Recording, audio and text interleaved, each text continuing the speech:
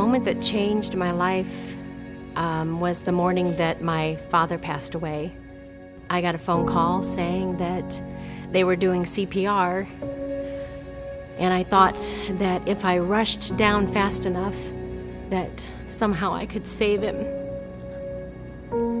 To have that taken in just a few moments left a big hole in my life.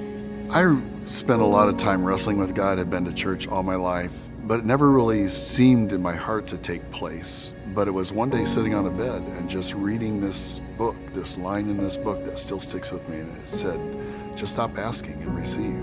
When I was a very young little girl, I had just gotten out of Sunday school, and they taught us that we could talk to Jesus and that he'd hear and answer us. And I had a very important question I wanted to ask him. So I didn't want to do it where everyone was at. And so I went out into the cornfield behind our church, and I looked up and I asked Jesus, I said, why do I have to stay here? Why can't I go to heaven to be with you and with my mommy? When my father was 63, he was diagnosed with a very aggressive form of cancer. Within a year, he was bedridden and on a ventilator.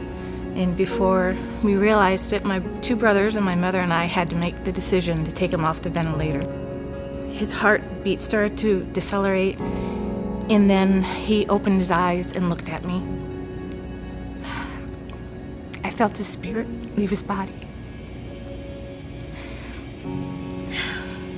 And everything changed at that point for me because it solidified my faith. And in that moment, I felt a warmth come over me, and I knew that I had to stay here.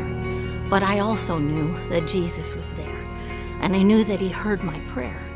So ever since that day, I've talked to Jesus every day of my life. My perspective on life was changed and helped me understand what grief was, because he was the first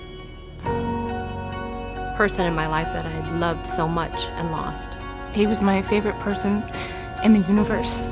So it was a horrible day. It was a beautiful day. It was the greatest gift I've ever been given. And it was the last gift he was able to give me. And it changed everything.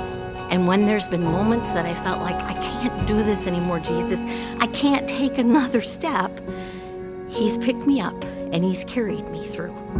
And I know that because I hold on to his promise that Jesus never fails. That's the moment that everything changed. That was the moment that everything changed. And that's the moment that everything changed.